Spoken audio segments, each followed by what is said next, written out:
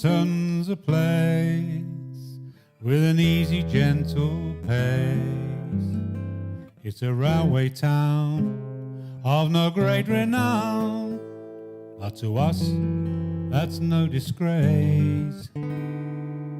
The summit of success is a job with LMS, with a terraced house, contented spouse, and in time 2 kids or 3, who in their turn will grow to learn to want no more than we.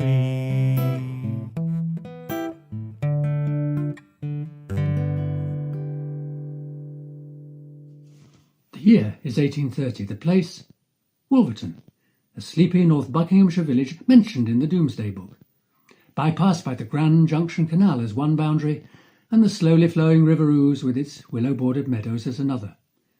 As our story begins, Wolverton is about to be thrust unwittingly into the industrial age. Mr. Robert Stevenson, chief engineer to the newly formed London and Birmingham Railway Company, presents his initial survey to a packed and noisy public meeting. The surface of the country between London and Birmingham may be regarded as consisting of a series of basins separated by considerable ridges of hills. The basins to which I allude are the low-lying part of the proposed route.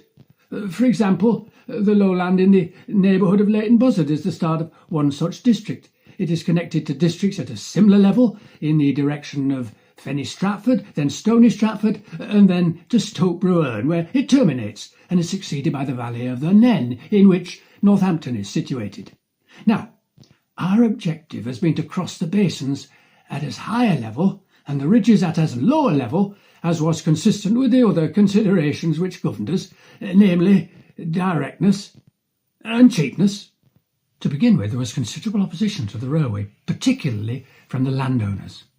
One such landowner was Surgeon Sir Astley Cooper, who accused Stevenson of trying to destroy the noblesse, which was ironic, as Cooper's only claim to fame was having once cut a cyst out of George IV's scalp. But after extortionate compensation had been paid to these landowners to remove their opposition, a new bill became law on the 8th of May 1833, authorising Robert Stevenson to construct the London to Birmingham Railway, and in spite of horrendous difficulties, the line was completed on time in 1838. It was described then with perhaps just a touch of early Victorian over-enthusiasm as unquestionably the greatest public work ever executed in ancient or modern times. But when you consider that more earth was moved in constructing the London to Birmingham Railway than building all the pyramids, perhaps not such an overstatement.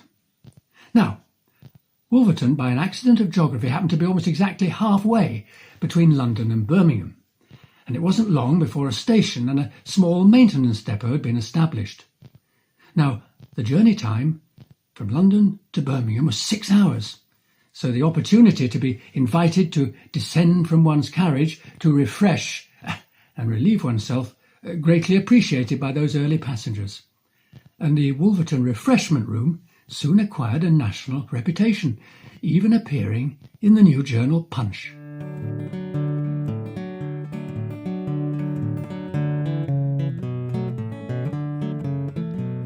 If ever you take the railway that runs through Birmingham town, 3 hours out of Euston, they let you all get down.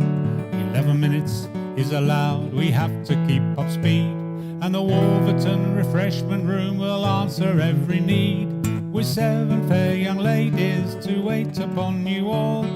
4 men and 3 boys are at your beck and call. A kitchen maid is in her proper station, with a matron to guard their reputation. A wonder of these modern times, a gentleman has said, 300 railway cottages and every one is red. A gigantic locomotive shed where meadows used to be. For the Wolverton Refreshment Room is all that you will see, with 7 fair young ladies to wait upon you all. 4 men and 3 boys are at your beck and call. A scullery maid, a kitchen maid are in their proper station,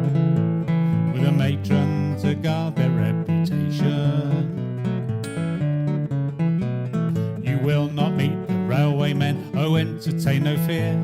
They go off to a public house, the Royal Engineer, or over to Hell's Kitchen, which is beastly and profane. But the Wolverton refreshment room has neither sin nor stain, with 7 fair young ladies to wait upon you all. 4 men and 3 boys are at your beck and call. A laundry maid, a scullery maid, a kitchen maid are in their proper station, with a matron to guard their reputation. Banbury cakes, ladies' fingers, brandy, lemonade, the railway company has assured they're tastefully displayed. And if about your comfort you still harbour any doubt, warming up by the stove a quantity of stout, with 7 fair young ladies to wait upon you all. 4 men and 3 boys are at your beck and call. A housemaid, a laundry maid, a scullery maid, a kitchen maid are in their proper station, with a matron to guard their reputation. 100 pounds of luggage is all that we allow. Smoking is prohibited, the train is leaving now. We hope you have been satisfied with our establishment, but please no gratuities, the servants are content, with 7 fair young ladies to wait upon you all. 4 men and 3 boys are at your beck and call. An odd man, a housemaid, a laundry maid, a scullery maid, a kitchen maid are in their proper station, with a matron to guard their reputation. That song was based faithfully on an 1849 eyewitness account. Now Wolverton grew rapidly over the next few years. The small maintenance depot had expanded and was building magnificent Bloomer engines for the newly merged London and North Western Railway Company.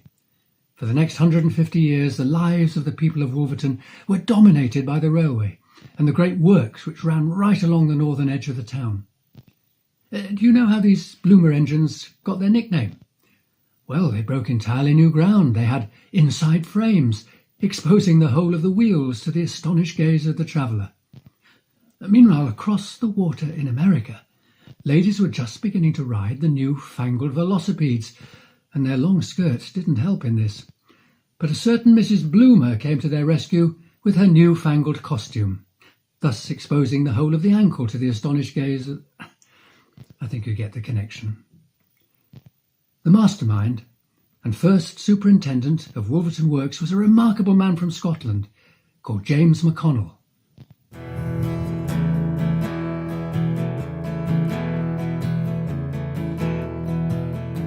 I come from Daly, Ayrshire, McConnell is my name.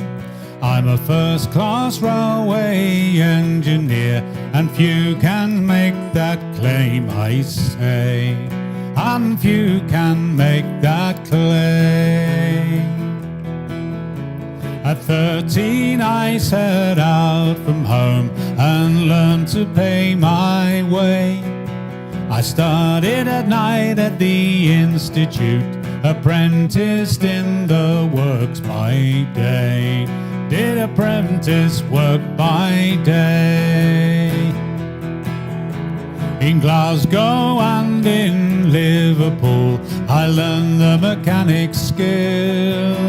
Up the drawing board I used my brain, at shop floor used my strength and will. I live by brain and will.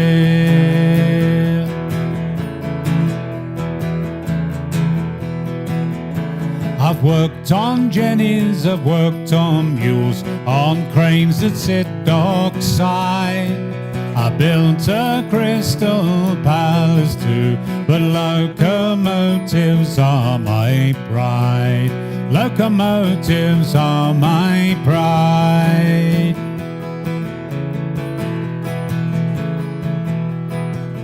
On the Birmingham and Gloucester line, where Yankee engines fail, up a 1 in 37 grade, One of my engines specially made carries people, freight and mail. And now I've come to Wolverton, my terms are fair and square. I want good labour, I want good men, and I shall do my share, I say, and I shall do my share.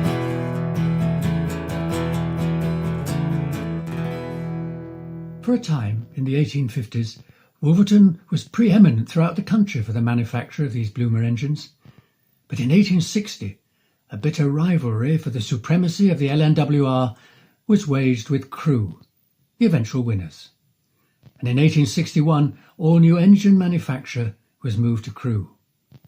Well, there was a rapid downturn in the fortunes of the town. But it didn't last long, because in 1865, the Saltley Carriage Works were moved to Wolverton, and the town quickly rose again. And it wasn't long before carriages built in Wolverton Works were finding their way to the four corners of the empire. Oh, and apparently Wolverton received a visit from no less a person than Queen Victoria herself. Now, there was an urgent need for housing for the ever-increasing workforce coming from all over the country. And in 1854, some land had been purchased a mile or two from Wolverton from the estate of Earl Spencer of Althorpe. So an entirely new community, Stantonbury New Bradwell, was created. Now we know a lot about some of the fascinating characters who lived there at the turn of the century, from a charming poem about life in the village left by local resident Doris Blunt. Barchels pours the Sunday school treat to Fenny Stratford. Girls are making flowers for wits and fates. If you're waiting in Bradwell for the train to Newport Pagnell, you can wait forever, 'cause it's always late. Come to Stantonbury village, smell of treacle from corner shop. To stay and have a chat won't do you any damage. It's 19:08 and the clock now stops. Mr. Masters, he's the master baker. Come in close and you will hear a boast. If there's 12 in your house and a new bun in your oven, he will find a corner for your Sunday roast. See these windows for your table dainties. Percy Styles advertises Maserati tea. Tuppence and a farthing for granulated sugar. Special this week and the smile is free. Come to Stantonbury village, smell of treacle from corner shop. To stay and have a chat won't do you any damage. It's 19:08 and the clock now stops. Buy some oysters from Burton Harry Busby, live every week from Yarmouth town. Harry's a bachelor and cheeky with the barmaid. Bert does his very best to calm him down. Now there's a man, Henry the barber, his door's always open for a trim or a shave. Mr. Frederick Seabrook, undertaker, provides the last one before the grave. Come to Stantonbury village, smell of treacle from corner shop. To stay and have a chat won't do you any damage. It's 19:08 and the clock now stops. Reverend Leggett, he's for the Methodist. There's a local Baptist chapel too. Charlie Daniels is from the Sally Army. There's sure to be religion to satisfy you. Oh no, how can we forget him? The Reverend Newman Joey Guest, Vicar of St. James's, and don't you ever let him get you in an argument, God knows best. So take your train to Stantonbury village. The smell of treacle is in your nose. The Sunday school barge has come back to the village. It's 19:08 and the clock now goes.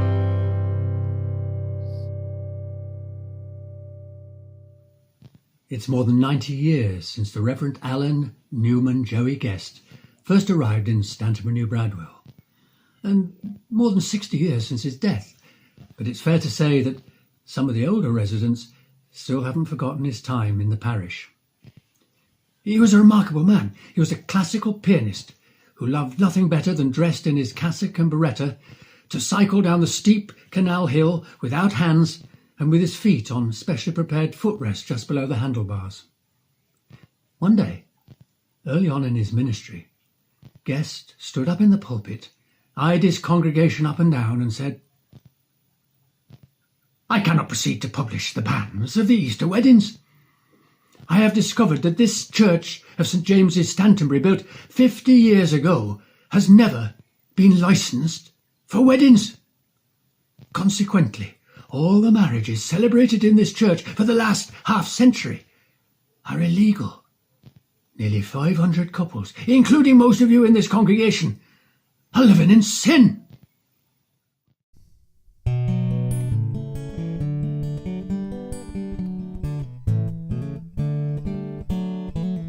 Now we see the conflict set, a vicar with community.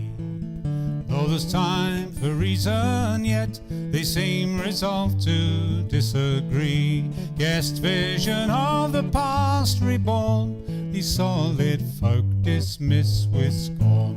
They don't want services adorned with Catholic mystery.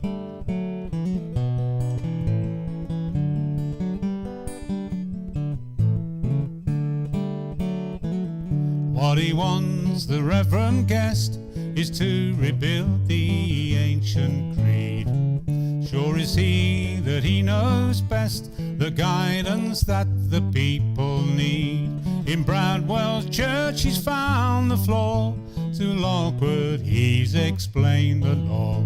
He's proved his worth, so one and all should now accept his lead.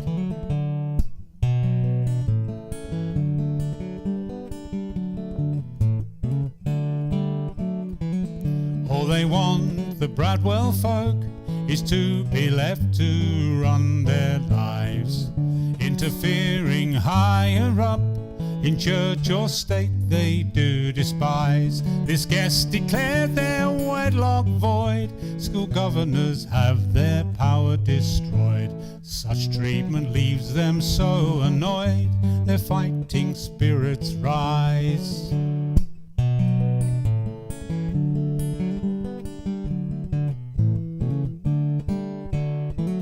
Reverend thinks it's a disgrace, the people have ruined all he's planned. Don't they see the vicar's place is to direct if not command? He's tried to help recruit for war, he's given his cash to help the poor.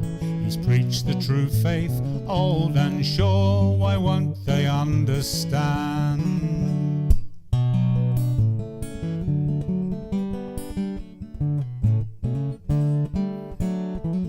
That's enough, New Bradwell says, this Father Guest they can't abide. Goodness knows there must be ways to force this priest to step aside. If the bishop will not do what's right, parishioners will exert their might. And if they have to, they will fight to break his Catholic pride.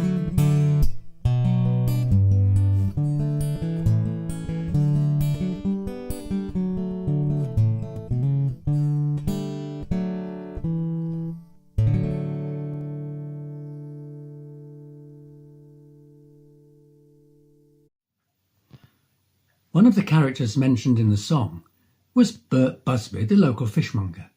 He used to sell cockles, mussels and whelks outside the Morning Star pub. He used to go round the village in his handcart and brass bell. Oh, and the cart was also useful if anyone fell in the canal, and happened to drown after drinking too much in the Black Horse or the New Inn, or committed suicide. The police would call on Bert to help drag out the body, and he, having the cart in the ice, was able to keep the body cool. But he always burnt the cart afterwards, otherwise no one would have bought his fish. Now Bert died, and this song is his elegy.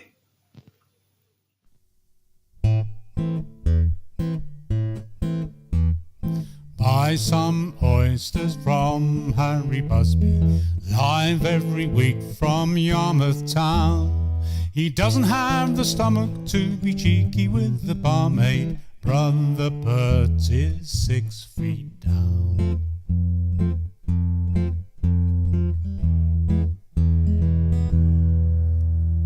Bert Busby sold whelks and winkles. He was known as the Shrimp King. Now that the king has gone to meet his maker, he won't be selling anything.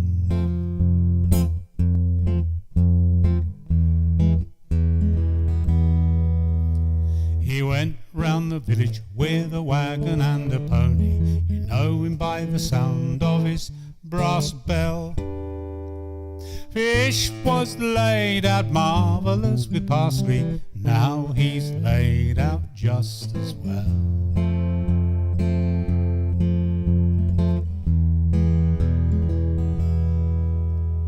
Mr. Seabrook, undertaker, gave Mr. Busby his final shave, and a sober regular funeral, so all his friends gave a goodbye wave.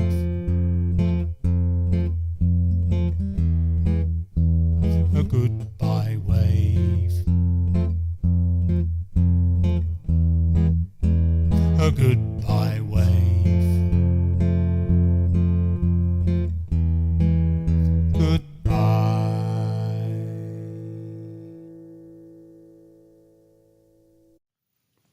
By the turn of the century, Wolverton was probably at the height of its powers, with the works employing over 4,000 men and the routines of a proud railway community well and truly established. But these routines were to be cruelly shattered in 1914 by the outbreak of the Great War. As soon as the declaration had been made, the whole of Europe came alive. Messages were sent to the works from Euston, calling on all available rolling stock, coaches, wagons, horse boxes, to be prepared for immediate use. Messages were sent to the churches and chapels, calling for foremen and workers, and the fire engine picked up the workers on the way. It was easy to see the significance of this message. If the British troops were to be mobilised, then these trains would carry them to their mobilisation stations.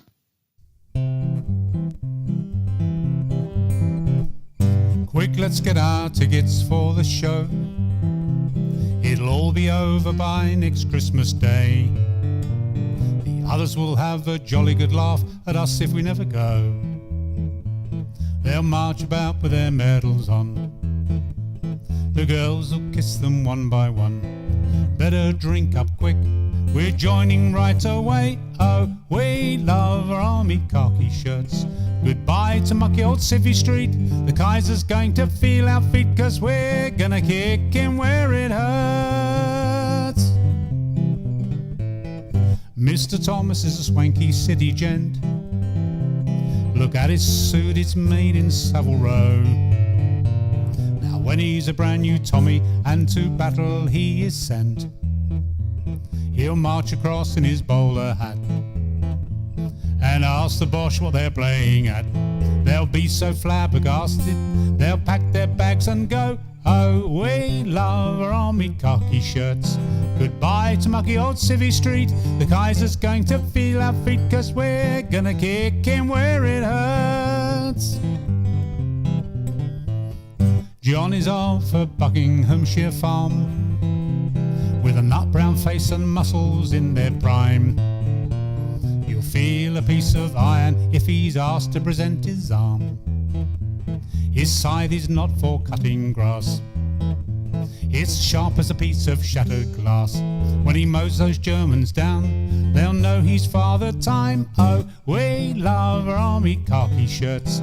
Goodbye to mucky old Civvy Street. The Kaiser's going to feel our feet, 'cause we're gonna kick him where it hurts. Factory lad is here and he's Jack Bull. He's sweated hard, he's proud, he never shirks. With just 1,000 Jacks in the pack, the army would be full. He learnt to fight in Wolverton town. His strike will knock the blighters down, and in hand to hand throw a spanner in the works. So we love our army khaki shirts. Goodbye to mucky old Civvy Street. The Kaiser's going to feel our feet, 'cause we're gonna kick him where it, we're gonna kick him where it, we're gonna kick him where it hurts.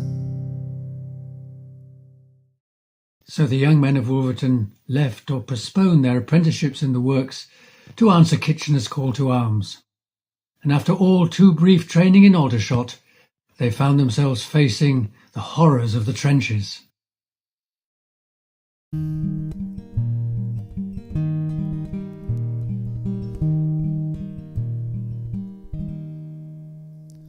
I sit on the parapet, day is a-breaking. I sit and I wonder, is Jerry awake? I'd like to peek over, see dawn at its breaking, but snipers are quick if you make a mistake. Back in the town where I was born, people are waking this midsummer's morn. They have no cause to fear someone waiting to shoot them. It's only dawn's chill makes them shiver and shake. When Kitchener pointed his forefinger at me, I took up the challenge, went off to enlist. The barracks, the square bashing didn't deter me of the life that I led. There is little I missed. I hadn't seen troops take a shell's direct hit, bullets and barbed wire that tear men to bits. Now the life of a soldier looks different to me. I won't play the hero, just try to exist. When I close my eyes, I see all the old places, the great carriage works stretching out Stratford Way. And half of my friends there, I see their tired faces as they walk through the gates at the end of the day. The places we walked, the towpath, the track, half of me wishing that I could be back there. But there's no use wishing what simply can't happen. I'm here till it's over and done, come what may.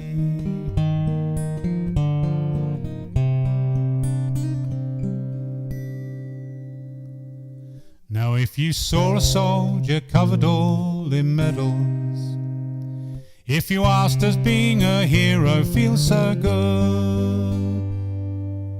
He'd as like as not reply, I'm not a hero and here's why.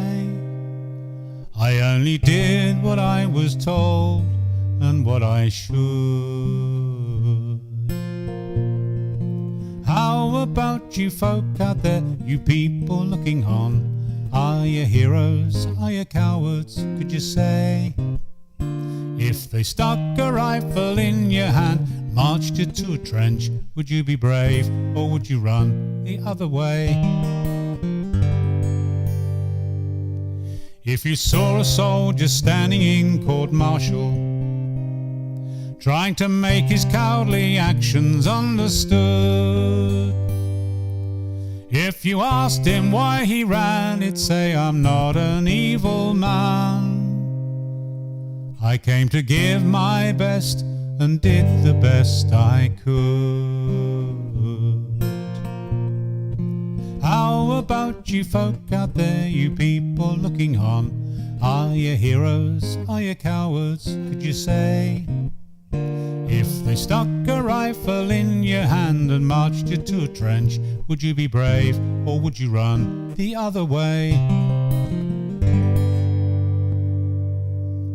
So if you see a soldier walking down the high street with his khaki neatly pressed just off the shelf,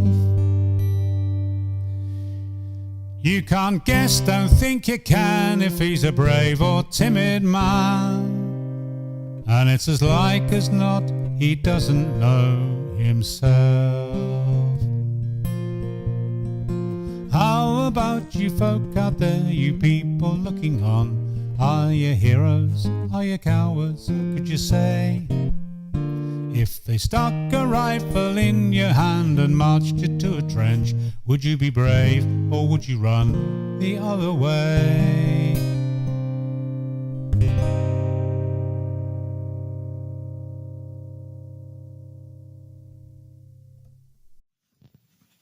One day, it doesn't affect you at all. You feel a real treat. On another day, you feel completely different. You're a bit jittery and you think, oh well, I wish they'd pack it in, stop it. But you can't help it. And if you happen to have one of them turns and anything goes wrong, well, that's cowardice again, ain't it? But you can't help it. On the home front, the people of Wolverton were doing their bit for the war effort. Workers in the works were building ambulance trains to bring back the wounded from Flanders and France. One of these was described in great detail in the Wolverton Express.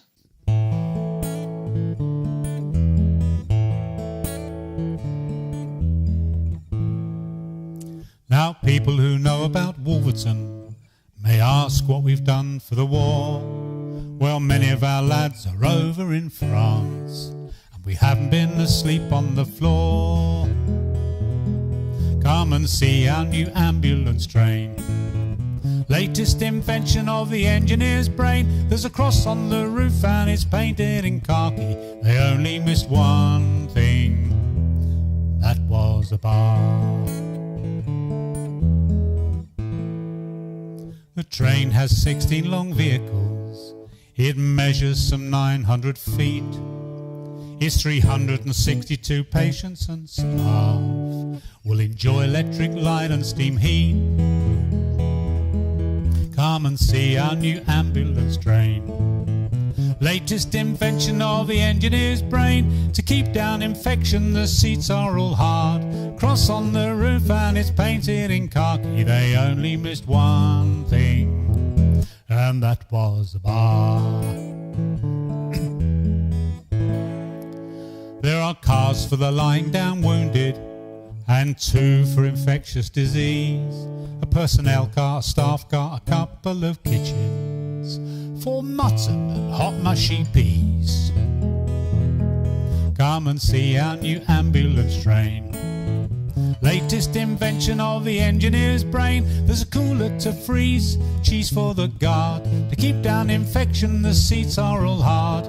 Cross on the roof and it's painted in khaki. They only missed one thing, that was a bar. The inside is of white enamel, so dirt won't collect anywhere. And there's not one corner the length of the train, so a spider would die of despair. Come and see our new ambulance train, latest invention of the engineer's brain. Somewhere to spit and stub out your cigar. Cheese for the guard, but the seats are all hard. Cross on the roof and it's painted in khaki. They only missed one thing, and that was a bar. Now the pharmacy car will impress you with its medical comfort store. There's an office for his officer and a drawer for his drawers and a treatment compartment next door. Come and see our new ambulance train. Latest invention of the engineer's brain. There's an operating table in the pharmacy car, somewhere to spit and starve at your cigar. Cheese for the guard, but the seats are all hard. Cross on the roof and it's painted in khaki. They only missed one thing. That was a bar. Now the staff car's reserved for the doctors and the nurses who sleep in there too. But their beds are set at each end of the coach. Fraternisation won't do. Come and see our new ambulance train. Latest invention of the engineer's brain. There's separate quarters for nurses, don't laugh. In the pharmacy car, starve at your cigar. Cheese for the guard, but the seats are all hard. Cross on the roof and it's painted in khaki. They only missed one thing. That was a bar.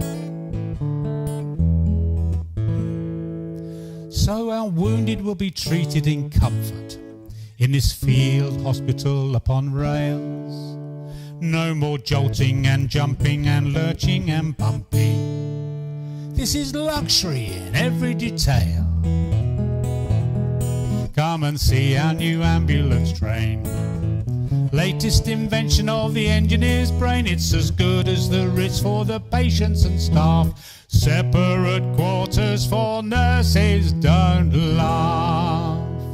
In the pharmacy car, starve at your cigar.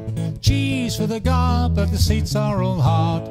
Cross on the roof and it's painted in khaki. They only missed one thing, and that was a bar.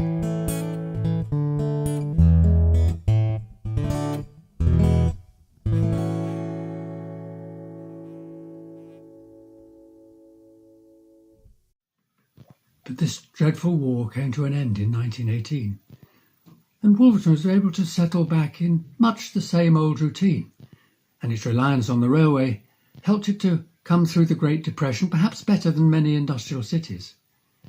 Indeed, a visitor to the town in 1939 would have said the people of Wolverton were leading a very sheltered existence.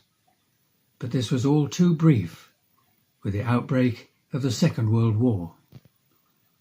As soon as war had been declared with Germany, the evacuation took place of children from our major industrial cities.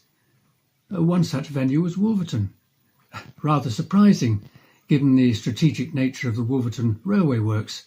An obvious target, you might think, for German bombers.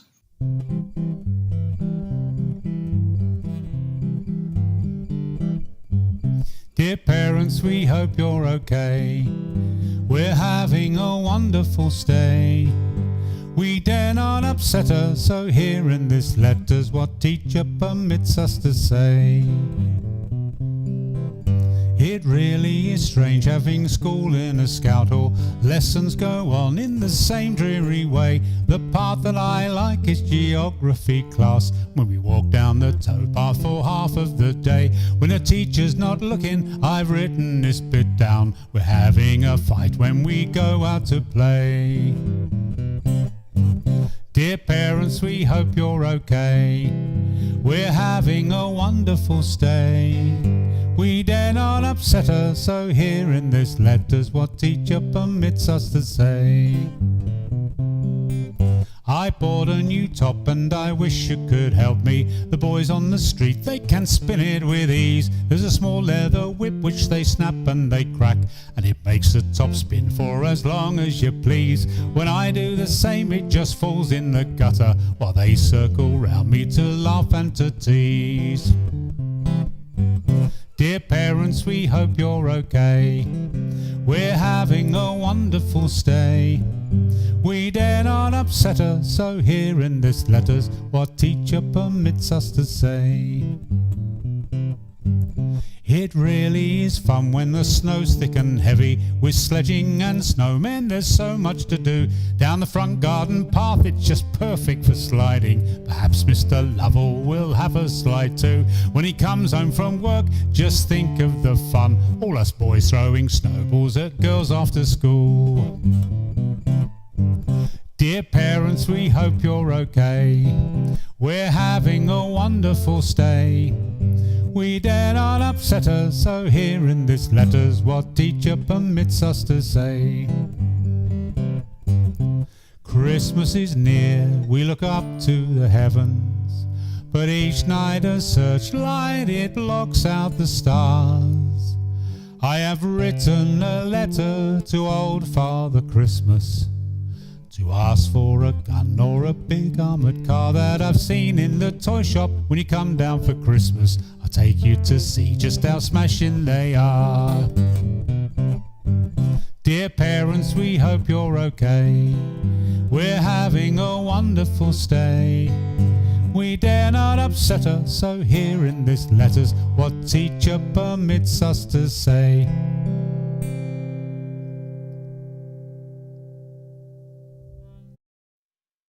And life on the home front was no bed of roses, but there were ways round it.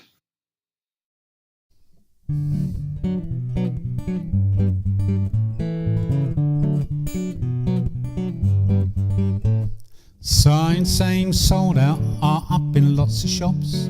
A lot of pubs are closed down and they haven't got a drop. You have to act a bit sharp getting by these days to take advantage of the slightest chance that comes your way. If you hear of bananas or oranges on sale, get there before the others, 'cause they'll have 'em without fail. Can you blame 'em? What would you do? There's a war on. There's a war on. Last Saturday the missus made a tasty corned beef pie. We bought some liquid paraffin so we could have a fry. Though using lard instead of butter doesn't seem so good, and no one gets their fresh fruit quite as often as they should. You must admit the powdered egg takes you by surprise when you mix a cake and the damn thing doesn't rise. Can you blame it? What would you do? There's a war on. There's a war on. For all this talk of shortages and coupons and the rest, there's still a deal of folk who enjoy nothing but the best. For all the regulations, it's only common sense. There's still a great deal can be done with pounds, shillings and pence. There's many a humble grocer who won't give a second look. He should find a 10-bob note inside your ration book. Can you blame him? What would you do? There's a war on. There's a war on. A local lad went walking with his girl the other day. They stopped to buy some oranges in a shop along the way. The grocer was polite but firm. He said, "I'm sorry, son, but oranges are restricted to expectant mums." The lad looked at his girl and winked, and then he said, "OK, we'll have our stroll and pop back in later on today." Can you blame him? What would you do? There's a war on. There's a war on. There's a war on.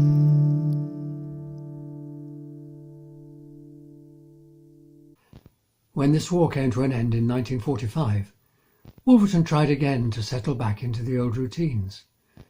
But the world was changing too rapidly, and after Dr. Beeching in 1963, it was clear that the great days of the railway had perhaps gone forever. At its height, the Wolverton Works employed more than 5,000 men.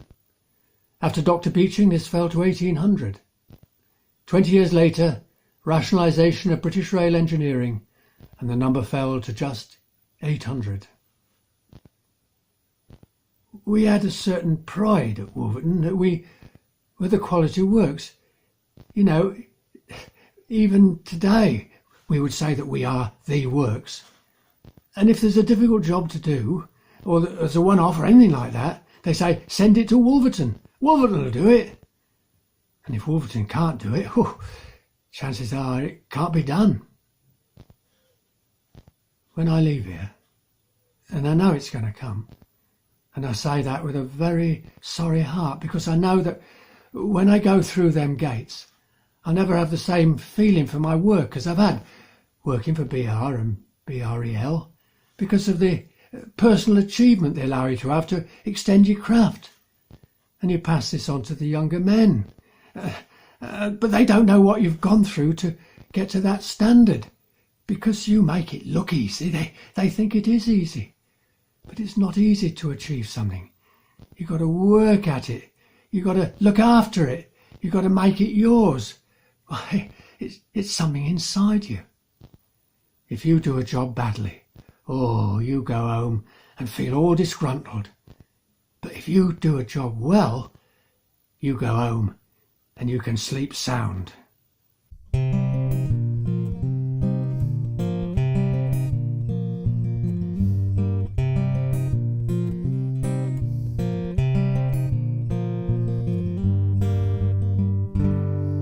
You were there to work, you didn't dare stop. The foreman's office overlooked the shop. With his bowler hat and starch collared shirt, you never saw the foreman with his hands in the dirt. Up at the top of the golden stair, the superintendent in his stuffed leather chair just looked busy if he ever walked through. You didn't bother him, he never saw you.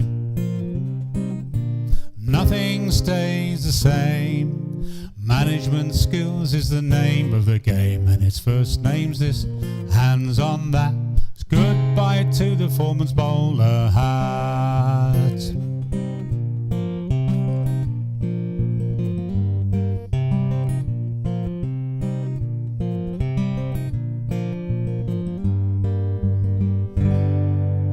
The charge hand hammers at the piecework rates, does his best for his family, his best for his mates.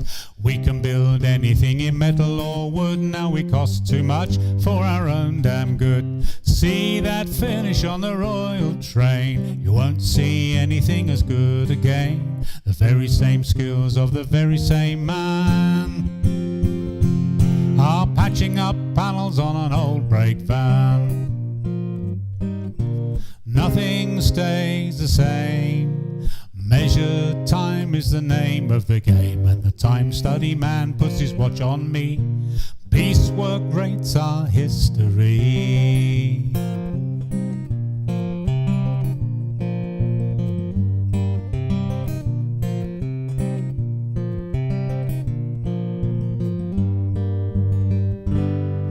You've a job for life, it's your old man. He didn't reckon with the beaching plan. Now we don't build new, we just repair. You start to think you could work elsewhere. 20 years later it's the same again. At the stroke of the minister's fountain pen, market forces and political fads kicked out on the dole 1,000 lads. Nothing stays the same.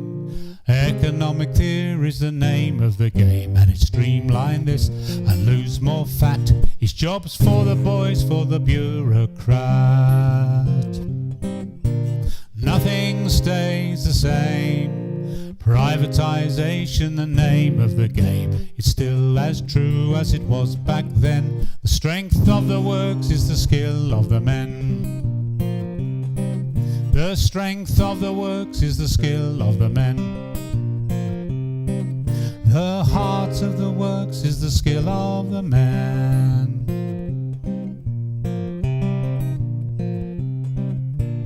Nothing stays the same.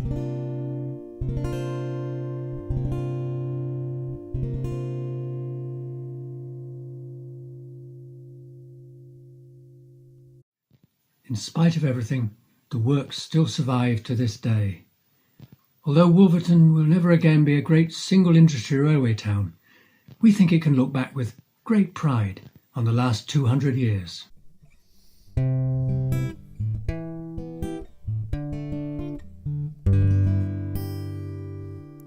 Suppose we try to say what really makes our day.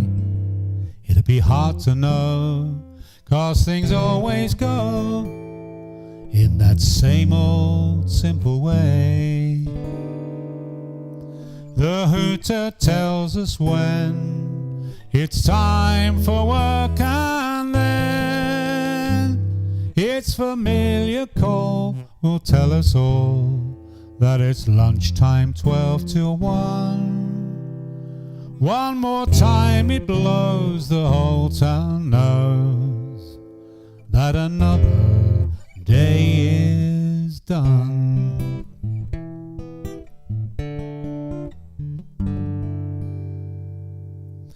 The work doors open wide, the workers move inside.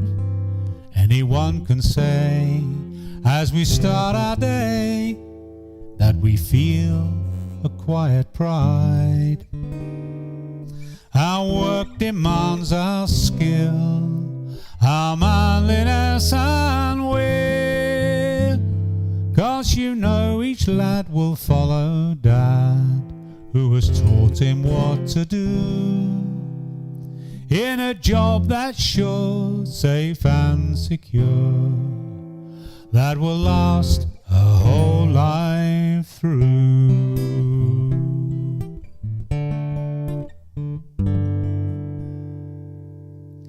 Just look across the square, the war memorial's there, with the names marked down of the boys from town who died whilst over there. Depression times were tough, there just never was enough, but through it all survives the sheltered lives that we've lived amidst these fears.